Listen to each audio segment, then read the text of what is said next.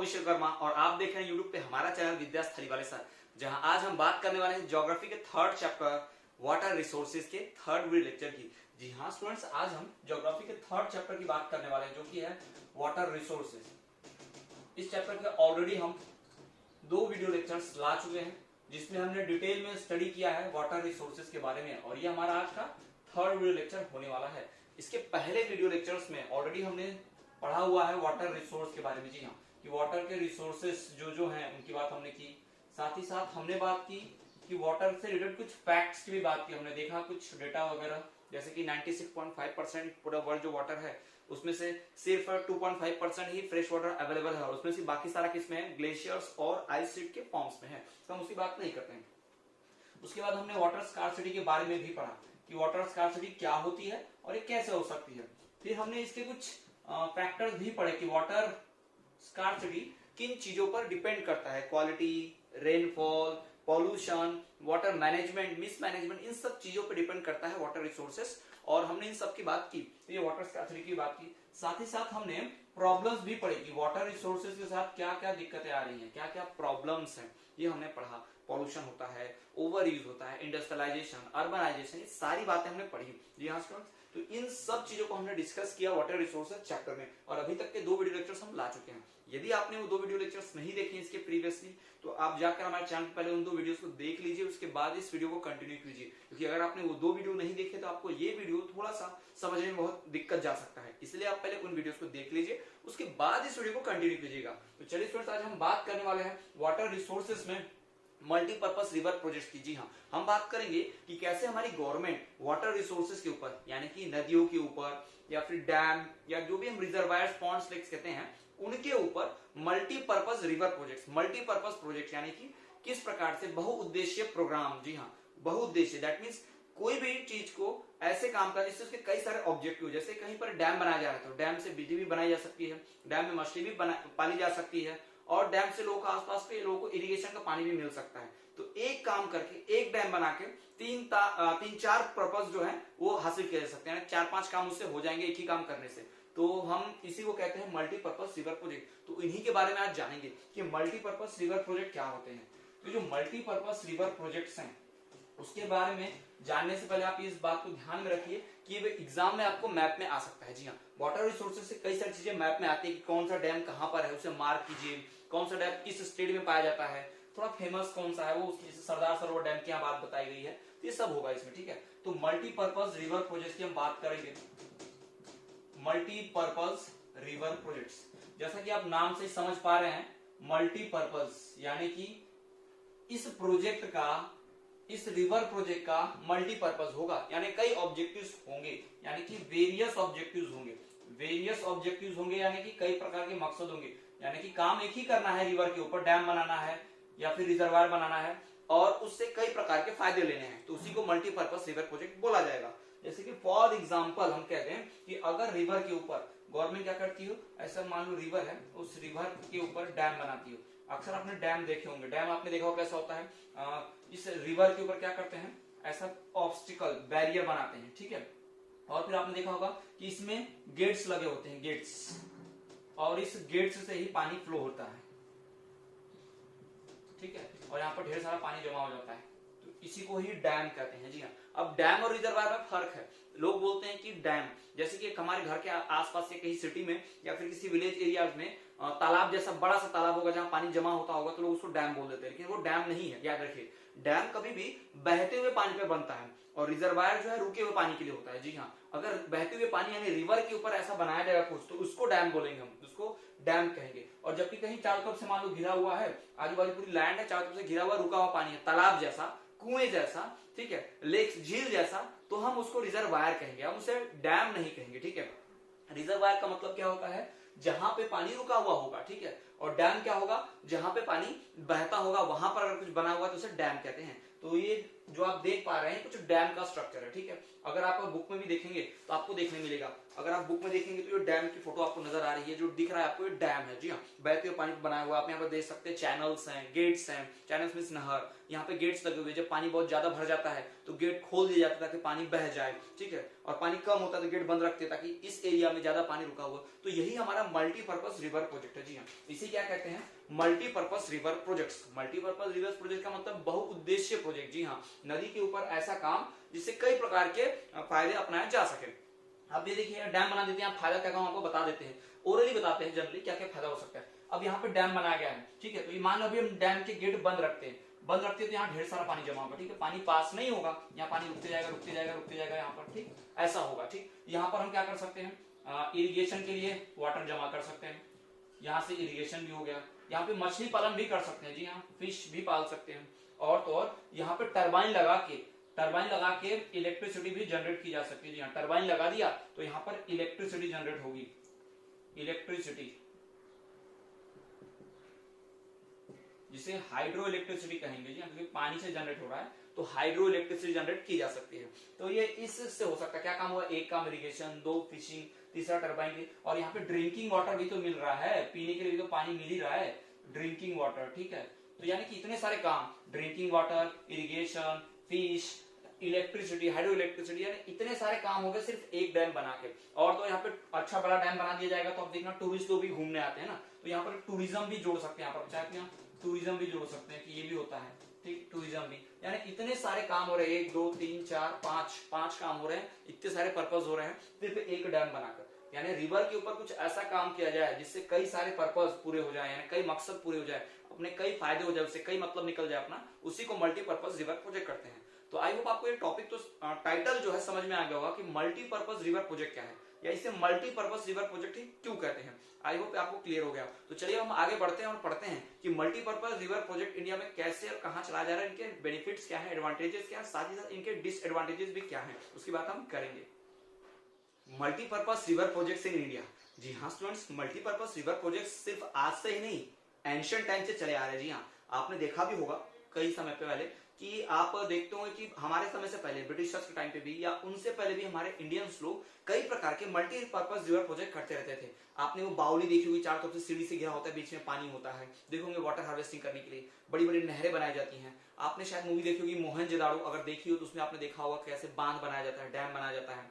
आपने शायद बाहुबली मूवी देखी होगी, उसमें भी आपने देखा होगा कैसे डैम बिल्डिंग की जाती है। तो इस प्रकार की चीजें जो हैं ये इंडिया में एंशिएंट समय से चली आ रही हैं, जी हाँ। डैम को बनाया कैसे जाता था, लकड़ी का इस्तेमाल करते हुए, स्टोन का इस्तेमाल करते हुए, मिट्टी का इस्तेमाल करते हुए, यानी पुरानी टेक्निक से, पुरानी चीजें जो अवेलेबल थी उस वक्त की, उन चीजों से डैम बनाया जाता था। फिलहाल तो अभी कंक्रीट, मॉडर्न लोहे, ये सब आ गया है, चैनल गेट्स वगैरह लग जाते हैं, तभी तो ज्यादा एंशिएंट नहीं है, मॉडर्न हो चुका है। लेकिन पहले के टाइम पे, एंशिएंट टाइम से ही इंडिया में ये मल्टीपर्पज रिवर प्रोजेक्ट चलते थे, और लोग क्या करते थे, एंशिएंट टाइम से इरिगेशन पर्पज के लिए इस्तेमाल करते ही थे इसको, जी हाँ, इरिगेशन पर्पज के लिए इस्तेमाल होता ही था। मल्टीपर्पज रिवर प्रोजेक्ट जो है वो इरिगेशन पर्पज के लिए इस्तेमाल होते थे एंशिएंट टाइम से। अब वो क्या करते थे, इरिगेशन अपने खेतों के लिए, तो उसके लिए क्या करते थे, चैनल्स बनाते थे, जी हाँ, इसके लिए चैनल्स बनाते थे। क्या बनाते थे, चैनल्स। चैनल्स मतलब क्या कि नहर टाइप जैसा कुछ, खेत तक पानी पहुंचने के लिए। और तो और लोग इरिगेशन सिस्टम के लिए बांस का इस्तेमाल करते थे, यानी बांस को पाइप जैसा इस्तेमाल करते थे। आपको पता है बैम्बू जो है हॉलो होता है पूरी तरह से, उस समय प्लास्टिक वगैरह तो था नहीं। तो अभी उसमें पढ़ने भी मिलेगा कि असम, मेघालय, ऐसे भी कुछ स्टेट्स है जहां पे कई 100 साल पहले, लगभग 1000 साल पहले भी बैम्बू ड्रिप इरिगेशन होता था। जी हाँ, आपने ड्रिप इरिगेशन तो आपने पढ़ा ही होगा, जानते ही होंगे, बूंद बूंद पानी पहुंचाना थोड़ा थोड़ा। तो क्या करते थे लोग, झरने से लेके अपने खेतों तक बैम्बू से पूरा एक पाइप जैसा जोड़ देते थे। तो क्या होता था उससे कि उस बैम्बू में से पानी होते हुए खेतों तक पहुंच जाता था, यानी पाइपलाइन सिस्टम एंशिएंट टाइम में बैम्बू का इस्तेमाल करते हुए। ये सिस्टम भी अपने यहाँ चला है, यानी इंडिया में चला है। तो हमारे इंडिया में ये जो सिस्टम है पूरा मल्टीपर्पज रिवर प्रोजेक्ट का बहुत एंशिएंट टाइम से चला रहा है। न सिर्फ इस प्रकार का बल्कि हाइड्रोलिक स्ट्रक्चर भी होते थे। हाइड्रोलिक का मतलब आपको पता होगा, हाइड्रोलिक मतलब लिक्विड प्रेशर, थोड़ा सा प्रेशर देके बहुत बड़े बड़े काम कर रहे हैं, भारी भारी चीजों को मूव करना हाइड्रोलिक प्रेशर का इस्तेमाल करते हुए। आपने जेसीबी देखी होगी, थोड़ा सा उसमें आपने देखा कि जेसीबी जो भी पार्ट्स होते हैं, जेसीबी का जो पंजा होता है खोदने वाला, उसमें देखना पाइप जुड़ा होता है, तो पाइप जो होता है ब्लैक कलर का, उसमें पूरा लिक्विड भरा होता है, उसको हाइड्रोलिक कहते हैं, क्योंकि वो हाइड्रोलिक प्रेशर से बड़ी बड़ी चीजों को उठा लेता है, खोद देता है। ठीक है, तो ये सिस्टम पुराने समय से एंशियंट टाइम्स इंडिया में चला आ रहा है। तो हम बात करेंगे hydraulic structures in ancient India. जी हाँ, hydraulic structure in ancient India, ये हमारा अगला टॉपिक, इसको हम बात करते हैं। Hydraulic structures in ancient India. जी हाँ, इंडियन टेक्नोलॉजी बहुत पहले से ही डेवलप रही है। जहां पूरी दुनिया को पढ़ने लिखना भी नहीं आता था, जहां पूरी दुनिया लैंग्वेज सीख रही थी अभी, वहां पर इंडिया में, एंशियंट इंडिया में लेटेस्ट टेक्नोलॉजी, डैम बिल्डिंग्स, हमारा स्क्रिप्चर्स और बहुत सारे ऐसी चीजें जो पूरे वर्ल्ड सीख भी नहीं पा रहा था, वो चीजें हमारे यहाँ ऑलरेडी हाई लेवल पर परफॉर्म होती थी। दुनिया के सबसे बड़े बड़े 2 कॉलेज, नालंदा तक्षशिला यूनिवर्सिटी, आपने नाम सुना होगा, हमारे इंडिया में थी, जहां पर दूर दूर से पूरी दुनिया के स्टूडेंट्स पढ़ने आते थे। बहुत ही फेमस था। मेडिकल सर्जरी ये भी हमारे यहाँ ही स्टार्ट हुआ, यानी हमारा एंशियंट कल्चर जो बहुत रिच रहा है, नॉलेजफुल रहा है, पूरी दुनिया को सिखाया गया है हमारे इंडिया के द्वारा ही। तो इस मामले में भी, मल्टीपर्पज रिवर प्रोजेक्ट में भी, यानी कि डैम, बिल्डिंग, रोड, ये सब बनाने में भी इंडिया बहुत आगे रहा शुरुआत से ही, पूरी वर्ल्ड से। तो उसी की बात हम करते हैं कि जो एंशियंट हाइड्रोलिक स्ट्रक्चर थे इंडिया में, उनकी बात हम करते हैं कि एंशियंट इंडिया, यानी कि अंग्रेजों के आने के पहले भी, जो मुगल्स है उनसे भी आने के पहले जब स्टार्टिंग हुई थी, इवन फर्स्ट सेंचुरी से लेके 14-15 सेंचुरी तक पूरी तरह से इंडिया में कई प्रकार के हाइड्रोलिक काम हुए, हाइड्रोलिक स्ट्रक्चर वाले काम हुए, यानी कि वाटर रिसोर्सेज को मैनेजमेंट के काम किए गए। आपने वो हड़प्पा और मोहनजोदड़ो खुदाई में देखा होगा, द ग्रेट बाथ के बारे में सुना होगा, और साथ ही साथ वाटर इरिगेशन सिस्टम के बारे में भी सुना होगा। आपने देखा होगा बड़े बड़े जो किले होते थे, उन किलों में बावली रहती थी, दैट मीन्स जिसमें पानी स्टोर करने के लिए अंडरग्राउंड वाटर निकालने की जगह बना होता था। रेन वाटर हार्वेस्टिंग के लिए चैनल्स भी बने होते हैं, ये आपने देखा भी कई फोर्ट में। ठीक है, तो वही चीज हम यहाँ देखने वाले हैं। तो फर्स्ट सेंचुरी बीसी, यानी कि बिफोर क्राइस्ट, उसमें श्रीरंगावेरापुरा जो है एक जगह है, श्रृंगावेरापुरा साउथ में ये जगह है, वहां पर इलाहाबाद का, उस वक्त तो साउथ में पूरा ये एरिया जो है मुगल लोगों के कंट्रोल में हुआ करता था। स्टार्टिंग में तो पहले इंडियन लोग थे, उसके बाद फिर मुगल्स आए, फिर उन्होंने कंट्रोल में लिया, ठीक, उसके बाद ब्रिटिशर्स ने कंट्रोल ले लिया। तो उस समय पर हार्वेस्टिंग सिस्टम फर्स्ट सेंचुरी से मौजूद था। तो आप सोच सकते हैं, फर्स्ट सेंचुरी बीसी, जब दुनिया को बोलना नहीं आता था ढंग से, लैंग्वेज तक नहीं सीखी थी, वहां पर हमारे यहाँ हाइड्रोलिक स्ट्रक्चर्स थे। जी हाँ, वाटर हार्वेस्टिंग सिस्टम पाया गया है श्रृंगावेरापुरा जो इलाहाबाद पर है, वहां पर वाटर हार्वेस्टिंग सिस्टम, यानी कि पानी बचाने का मेथड वहां पे सिस्टम देखा गया है। यानी पे कुएं बने होंगे, टैंक्स बने होंगे, बावली बनी होगी, जहां पर बारिश का पानी को संचय किया, यानी कि बचाया जाता था, रेन वाटर हार्वेस्टिंग किया जाता होगा। ठीक, वो हमें देखने मिला इलाहाबाद के श्रृंगावेरापुरा में। ठीक है, उसके बाद चंद्रगुप्त मौर्य के समय पे, जी हाँ, मौर्य अंपायर के समय भी कई प्रकार के डैम्स, लेक्स और इरिगेशन सिस्टम बनाए गए। जी हाँ, चंद्रगुप्त मौर्य जो हैं वो ऐसे रूलर रहे हैं जो बहुत ही फेमस रहे हैं, बहुत अच्छा रूल किया उन्होंने, उनका रूल बहुत ज्यादा रहा है, कई मुगलों के कंपेयर बहुत हाई उनका रूल रहा है, बहुत अच्छा रूल किया उन्होंने, और कई डेवलपमेंट वर्क किए उन्होंने। डैम्स, लेक्स, इरिगेशन सिस्टम, यानी खेती बाड़ी के लिए पानी पहुंचाने का काम, डैम बनाने का काम, कि जब बरसात ना हो तो उस डैम से पानी लिया जा सके, लेक्स, झील बनाने का काम, ये सारे काम हमें चंद्रगुप्त मौर्य के एम्पायर के समय भी देखने मिलता है इंडिया में। और तीसरा, irrigation works in various state, बहुत सारे स्टेट्स में, जैसे कि ओडिशा, आंध्र प्रदेश, महाराष्ट्र, कर्नाटक, इन स्टेट्स में कई प्रकार के इरिगेशन वर्क कहने का मतलब यह है कि हमें चैनल्स, नहर देखने मिलती है, और भी चीजें, जैसे कि हमें हाइड्रोलिक स्ट्रक्चर्स में से डैम बना हुआ दिखेगा, तालाब बने हुए दिखेंगे, बहुत सारे लेक्स, आर्टिफिशियल लेक्स, यानी झीलें बनाई होंगी गड्ढा खोद कर, ऑटोमेटिक नहीं, किसी स्लोपी एरिया में पानी जमा हो जाए तो नेचुरल लेक होती है, लेकिन कई सारे आर्टिफिशियल लेक, जानबूझ किसी एरिया को स्लोपी बना के गड्ढा खोद के कुएं जैसा बड़ा सा वहां पे पानी जमा किया गया, तो वो भी बनाया गया था, वो भी देखने मिलता है। यानी बहुत सारे स्टेट्स में इरिगेशनल वर्क दिखते हैं, खेतों तक नहर दिखती थी, जो नहर कहाँ से आ रही है, सभी जगहों से बड़े बड़े नदियों से जोड़ते हुए खेतों को जोड़ रही थी, वहां पे पानी भी पाया जाता था। ठीक है, तो वो इरिगेशन वर्क भी कई स्टेट्स में देखने मिलता है। उसके बाद 11वीं सेंचुरी में भोपाल लेक जो बहुत फेमस है, वो दुनिया की लार्जेस्ट आर्टिफिशियल लेक में से एक है, वो भी 11वीं सेंचुरी में भोपाल में देखने मिलते हैं। 11वीं सेंचुरी में भोपाल में लार्जेस्ट आर्टिफिशियल लेक बनाई गई, यानी कितना सारा काम हुआ होगा, कितनी अच्छी टेक्नोलॉजी रही होगी, कितना वर्क फोर्स, लेबर फोर्स, कितनी मेहनत और पैसा खर्च हुआ होगा उस तरह का काम करने में। और वहां के लोग, उस वक्त के लोग वाटर हार्वेस्टिंग के लिए बहुत जागरूक रहे, उन्होंने पानी बचाया भी। 14वीं सेंचुरी में हौज खास, दिल्ली में एक जगह है जहां पर एक बड़ा सा टैंक सप्लाई बनाया गया था, बड़ी सी टैंक बनाई गई ताकि किले तक पानी पहुंचाया जा सके। जैसे आप देख रहे हो वाटर टैंक होता है किसी कॉलोनी में, वहां से पूरी कॉलोनी को वाटर सप्लाई होता है, तो उसी प्रकार से अपने किले में, सीरी फोर्ट एरिया में, दिल्ली में हौज खास में एक जगह टैंक बना हुआ था, जिस टैंक से पूरे उस फोर्ट को, पूरे किले को पानी सप्लाई किया जाता था। यानी अभी की मॉडर्न टेक्नोलॉजी के हिसाब से देखें तो वो काम भी उस वक्त हुआ करता था। यानी कि हमारा जो पूरा सिस्टम रहा है, पूरा जो कल्चर रहा है, वो इरिगेशन सिस्टम में बहुत आगे रहा है। तो आप देख सकते हैं कि हाइड्रोलिक स्ट्रक्चर जो है एंशिएंट इंडिया में बहुत पहले से इस्तेमाल होते आ रहे हैं। या हम कह सकते हैं कि जो भी इरिगेशनल प्रोजेक्ट्स हैं या इरिगेशनल वर्क हैं वो होते आ रहे हैं, परफॉर्म होते आ रहे हैं हमारे इंडिया में एंशिएंट टाइम से ही। फर्स्ट सेंचुरी से लेके 14वीं सेंचुरी तक की बातें हमने कर ली। फर्स्ट सेंचुरी में जो फर्स्ट सेंचुरी बीसी में श्रृंगाबेरा पूरा जो इलाहाबाद में है, वहां पे हमें वाटर हार्वेस्टिंग का सिस्टम देखने मिलता है। यानी वहां के जो लोग रहेंगे, उस वक्त कोई रूलर रहा हो या लोग रहेंगे, उन्होंने वाटर हार्वेस्टिंग सिस्टम यानी पानी को बचाने की सुविधा, वो सिस्टम लागू किया। दूसरी बात कि चंद्रगुप्त मौर्य के समय में यानी मौर्य एम्पायर के समय में कई प्रकार के डैम्स, लेक्स, तालाब, ये झीलें, ये सब बनाए गए थे इरिगेशन सिस्टम में। यानी नहरों तक पानी पहुंचाना, पानी सिंचाई करना, नहर से खेतों तक पानी पहुंचाना की सिंचाई करने का सिस्टम भी इन्होंने बनाया था। डैम देखा, इरिगेशन सिस्टम मौर्य एम्पायर के समय, चंद्रगुप्त मौर्य के समय में। तीसरा कि कई सारे इरिगेशनल वर्क और भी स्टेट्स में देखने मिलते हैं, आंध्र प्रदेश, कर्नाटका, साउथ के इन स्टेट्स में, महाराष्ट्र में, इन स्टेट में ज्यादा देखने मिलता है इरिगेशन वर्क, क्योंकि उस समय पानी की बहुत किल्लत हुआ करती थी और ये स्टेट जो है अच्छा क्रॉप प्रोडक्शन करना चाहते थे। आपने देखा भी होगा मूवीज में, इन एरियाज में इरिगेशन वर्क इस तरह से होते रहता है, ठीक है। तो इरिगेशन वर्क भी कई स्टेट्स में देखने मिला।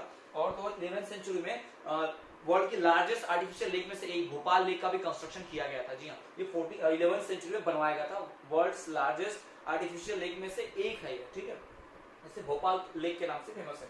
उसके बाद 14वीं सेंचुरी में हौज खास एरिया में एक टैंक, एक बड़ा सा पानी का टैंक बनवाया गया, जो पूरे सिरी फोर्ट एरिया को पानी सप्लाई करता था। यानी किले तक पानी पहुंचाने के लिए, पूरे किले में पानी सप्लाई करने के लिए एक टैंक बनाया गया था, जिसे हौज खास टैंक भी कहते हैं। कब बना था? 14वीं सेंचुरी में बना था। तो इतना सारा बात हमने देखा हाइड्रोलिक स्ट्रक्चर्स इन एंशिएंट इंडिया में। तो ये हम इस बात का प्रूफ है, इस बात से हम जान सकते हैं कि हमारे इंडिया में बहुत पहले से सारी चीजें हुआ करती थी। तो स्टूडेंट्स आप इसे नोट डाउन कर सकते हैं, पॉज करके स्क्रीनशॉट ले लीजिए या फिर नोट डाउन कर लीजिए। तो चलिए हम बढ़ते हैं हमारे अगले टॉपिक की ओर। अब हम बात करते हैं हाइड्रोलिक स्ट्रक्चर्स को और आगे देखते हैं कौन से मल्टीपर्पज प्रोजेक्ट इंडिया में हुए। तो स्टूडेंट्स अब हाइड्रोलिक स्ट्रक्चर को पढ़ लेने के बाद अब हम बात करेंगे डैम की। जी हाँ, अक्सर हम सुनने मिल रहा है, ये वर्ड बार बार सुनने मिल रहा है कि अभी भी हम डैम सुनते हैं। और हाइड्रोलिक स्ट्रक्चर से हम देखा हमने कि एंशिएंट टाइम में भी डैम्स वगैरह कंस्ट्रक्ट होते थे। ये डैम है क्या, आखिर क्यों बनाया जाता है डैम, इसके फायदे क्या है, क्या इससे कुछ नुकसान भी है, ये सारी बातें हम डिस्कस करेंगे। और डैम के क्या टाइप भी होते हैं, अलग अलग प्रकार के डैम्स होते हैं। जी हाँ, वो सब टाइप कुछ हम डिस्कस करेंगे। डैम की डेफिनेशन, डैम के एडवांटेज, डैम के डिसएडवांटेज, और तो और डैम बनाने का पर्पस, और साथ ही साथ हम ये भी देखेंगे कि डैम से कोई डिमेरिट तो नहीं है, इसके कुछ टाइप्स तो है या नहीं है, वो भी हम बात करेंगे। अगर है तो कौन कौन सा टाइप है। तो डैम होता क्या, सबसे पहले सवाल, ठीक है। तो डैम जो है एक बैरियर है, ठीक है।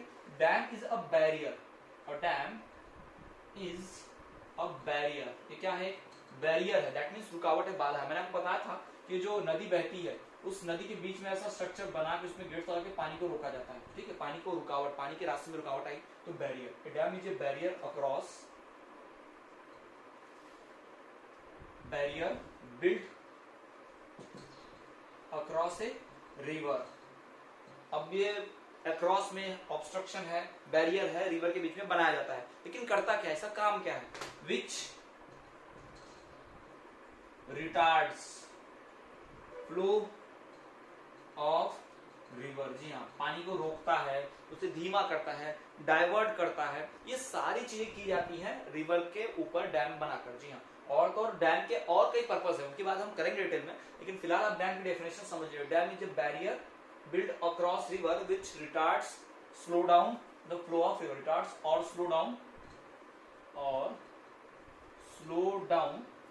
flow of river। जी हाँ, ये हमारे डैम की डेफिनेशन होगी कि डैम क्या है, एक बैरियर है, एक रुकावट है, एक बाधा है बहती हुई नदी के बीच में। और ये करता क्या है, ये पानी को रिटार्ड यानी पानी का डायरेक्शन बदल देता है या फिर पानी को स्लो डाउन कर देता है, ठीक है। तो ये क्या है, डैम बैरियर है built across the river which retards और slow down the flow of river, या फिर फ्लो ऑफ वाटर, हम ऐसा भी कह सकते हैं। रिवर वाटर को स्लो कर देता है या फिर उसका डायरेक्शन चेंज करता है या पानी जमा भी करता है, इसे डैम कहते हैं। तो डैम का मतलब सिर्फ और सिर्फ स्ट्रक्चर से नहीं है, उसके सारे कामों को मिलाकर भी डैम कहा जाता है। जी हाँ, उसके जो पर्पस होंगे ना, उसके जो मकसद होंगे, जो वो करता होगा, वो भी डैम में ही आता है।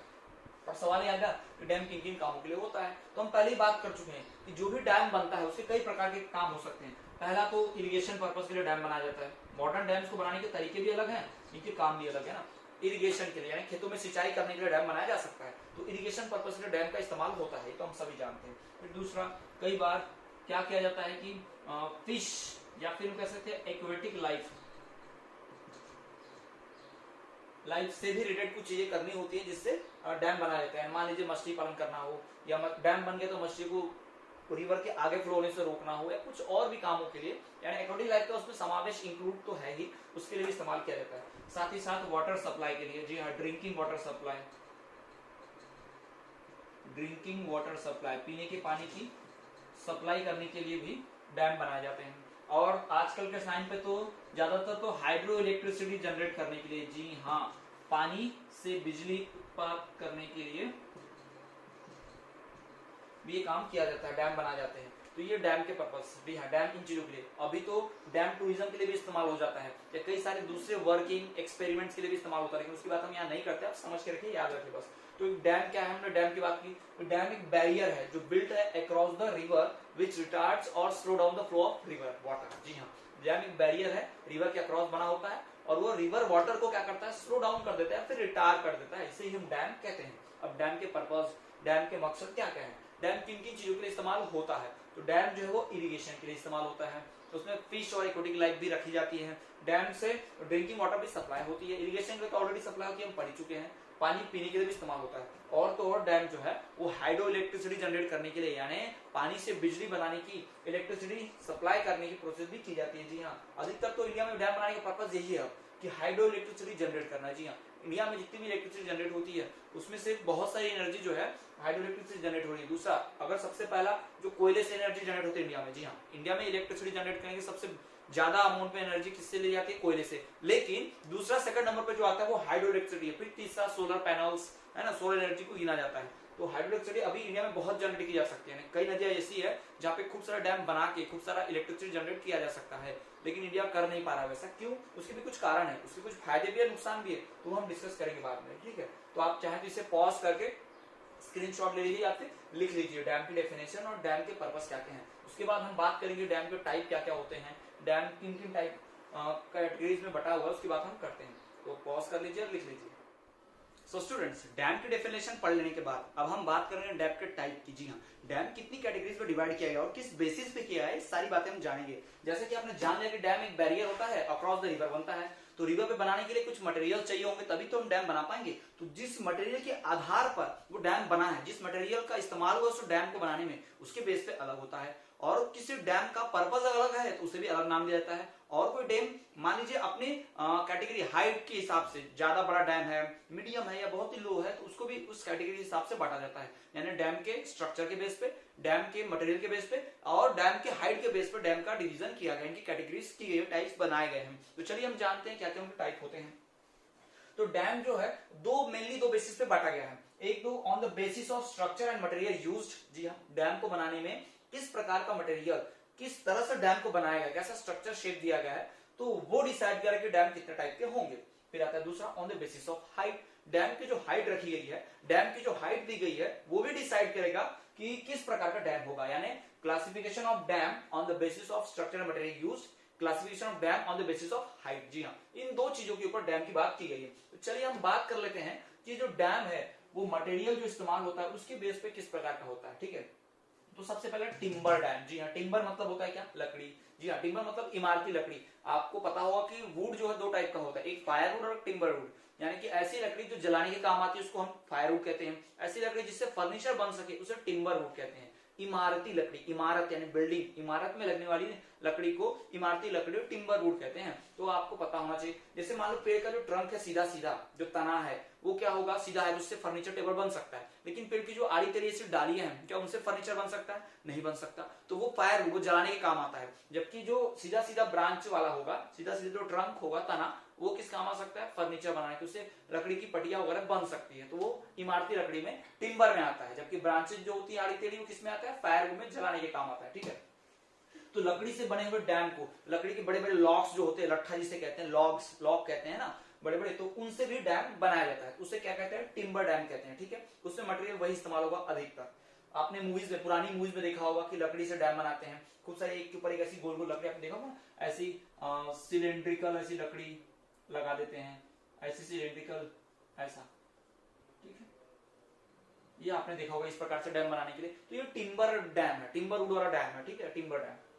उसके बाद इम्बैंकमेंट डैम और मैशनरी डैम। ये होता है इम्बैंकमेंट, मतलब ये नदी के किनारे बनता है, ठीक है, किनारे का इस्तेमाल करते हुए नदी के किनारे में जो जो चीजें होंगी, यानी मिट्टी, जो भी चीज, लकड़ी, मिट्टी सब डाल के, लेकिन वो उस इलाके में, उस एरिया के हिसाब से वो डैम बनेगा। दैट मीन्स ऐसा डैम जो लकड़ी का इस्तेमाल करके बनेगा उसको टिम्बर डैम बोलेंगे। ऐसा डैम जो उस नदी के किनारे बनेगा और वहां पे प्रेजेंट मटेरियल का इस्तेमाल करते हुए, देखना कभी क्या होता है, ऐसा कोई छोटी सी नदी या नाला जो भी बह रहा है उसमें पानी रोकने के लिए यहाँ पत्थर भर दिए जाते हैं, ठीक है, पत्थर भर दिए जाते हैं और पत्थर के बीच में मिट्टी लगा दी जाती है ताकि पानी बहना, मिट्टी, पत्थर, घास फूस जो कुछ मिलता है सब लगा दिया जाता है ताकि वहां से पानी बहना रुक जाए, ठीक है। तो इस तरह के डैम को कहते हैं इम्बैंकमेंट डैम और मैशनरी डैम। तो याद रखने से दो नाम है, एक इम्बैंकमेंट डैम और दूसरा मैशनरी डैम, ठीक है, आपको ध्यान रखना है। तो डैम का क्लासिफिकेशन भी कई बार बोर्ड एग्जाम में पूछ चुका है और पूछ सकता है, तो आपको ध्यान रखना है कि on the basis of structure and material used dam are categorised into two parts.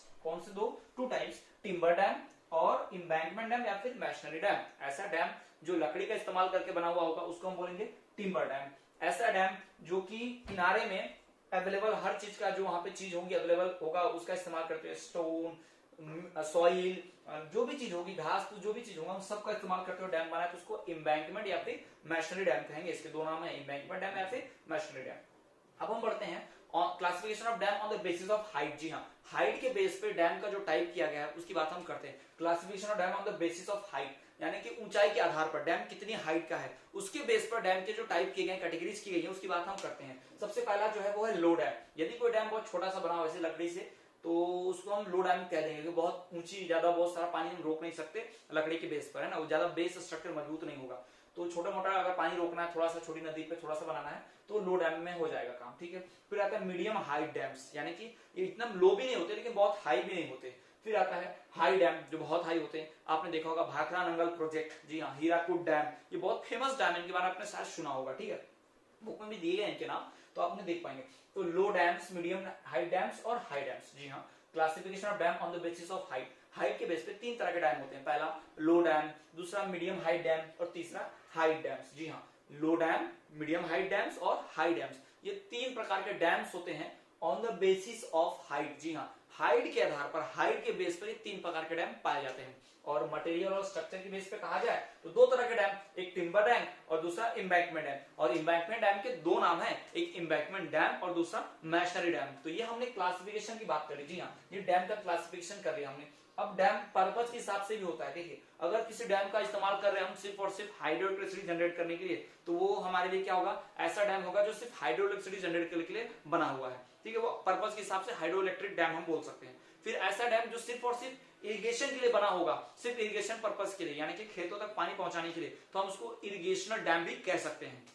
उसके बाद यदि कोई डैम सिर्फ और सिर्फ ड्रिंकिंग वाटर के पर्पस के लिए बना होगा तो उसे हम क्या कह सकते हैं, उसे भी हम इसमें ड्रिंकिंग वाटर डैम भी कह सकते हैं। कोई टर्म तो इन्वेंट नहीं है लेकिन हाँ उसे ड्रिंकिंग वाटर डैम भी हम कह सकते हैं, या सिंपल डैम भी कहेंगे तो भी कोई दिक्कत नहीं, कहा जा सकता है। और तो और डैम जो है और कई पर्पस के लिए, जैसे कि कोई डैम इस्तेमाल हो रहा है टूरिज्म के लिए या फिर इरिगेशन के लिए, सभी के लिए इस्तेमाल हो रहा है तो उसको फिर मल्टीपर्पज डैम कहेंगे, क्योंकि वो सब काम के लिए इस्तेमाल हो रहा है भाई। उससे इलेक्ट्रिसिटी बन रही है, उससे इरिगेशन भी हो रहा है, ड्रिंकिंग वाटर भी मिल रहा है, वहां टूरिज्म भी आ रहा है, तो इसके लिए भी इस्तेमाल करेंगे, ठीक है। तो अब तो ये बात होगी डैम की, डैम के डेफिनेशन की और डैम के क्लासिफिकेशन की, ठीक है। लेकिन हमने हाइड्रोलिक स्ट्रक्चर की भी बात की, लेकिन हमने कहीं ये नहीं पढ़ा कि अभी तक मल्टीपर्पज रिवर प्रोजेक्ट से नुकसान क्या है, फायदा क्या, अभी तक हमने ये नहीं पढ़ा। अभी काय के लिए होता है, क्यों होता है, तो सब तो बढ़िया जान रहे हैं, हम जान लिए कि डैम की डेफिनेशन क्या है, a barrier across the flowing river which retards और slow down the river water, है ना, जो पानी को डायरेक्शन बदल देता है या फिर स्लो कर देता है, तो उसे हम डैम कहते हैं। फिर डैम अपने मटेरियल इस्तेमाल होने, अपने बिल्डिंग में जो मटेरियल इस्तेमाल होता है उसके स्ट्रक्चर के बेस पे, उसके हाइट के बेस पे डैम का क्लासिफिकेशन किया गया है। और हमने देखा यहाँ पर कि मटेरियल के आधार पर डैम के दो टाइप में बनाया गया है, टिम्बर डैम और इम्बैंकमेंट डैम, जिसका दूसरा नाम है मैशनरी डैम।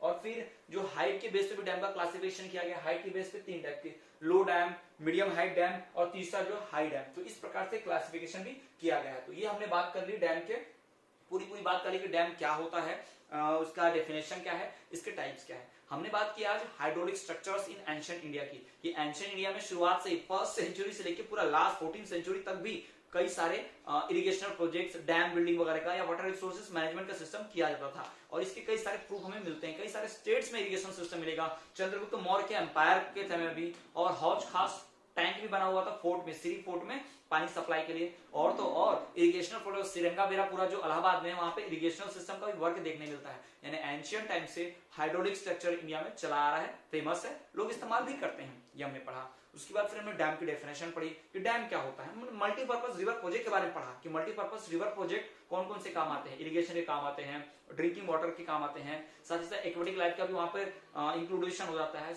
और तो और हाइड्रो इलेक्ट्रिसिटी बहुत ही मेनली पर्पज है डैम बिल्ड करने का। फिर हम देखा डैम की definition, dam is a barrier across the river which retards और slow down the flow of river water, ठीक है, डेफिनेशन भी देख ली। फिर हमने बात की डैम के क्लासिफिकेशन की, तो हमने देखा कि मटेरियल और स्ट्रक्चर के आधार पर डैम के दो टाइप होते हैं। कौन कौन से दो? एक होता है टिम्बर डैम और दूसरा एम्बैंकमेंट, जिसे मैशनरी डैम भी कहते हैं। फिर हमने देखा कि हाइट के बेस पे भी क्लासिफिकेशन किया है डैम का, लो डैम, मीडियम हाइट डैम्स और हाई डैम। तो इस प्रकार से हमने क्लासिफिकेशन देख लिया। तो स्टूडेंट्स आप चाहे तो इसे पॉज करके बना सकते हैं, कॉपी में नोट डाउन कर लीजिए, या फिर स्क्रीनशॉट लेके भी आप नोट डाउन कर सकते हैं। तो स्टूडेंट्स आज के इस वीडियो लेक्चर में इतना ही। आई होप आपको वीडियो लेक्चर पसंद आया होगा। पसंद आया तो वीडियो को लाइक कीजिए, अपने फ्रेंड के साथ शेयर कीजिए। यदि आपको कोई डाउट है तो आप कमेंट कर दीजिए, हम आपके डाउट दूर करने की पूरी कोशिश करेंगे। और आपने पहले के 2 वीडियो लेक्चर्स नहीं देखे हैं तो हमारे चैनल पे 2 वीडियो लेक्चर्स ऑलरेडी मौजूद है वाटर रिसोर्सेज के, आप उसे देख सकते हैं। तो इसी तरह से देखते हैं हमारे चैनल पर, मिलते हैं आपसे अगले वीडियो में। सो स्टूडेंट्स आज के वीडियो लेक्चर में इतना ही। आई होप वीडियो लेक्चर आपको पसंद आएगा। तो इसी तरह से हमारे चैनल पर बने रहिए और देखते रहिए हमारा चैनल विद्यास्थली वाले सर।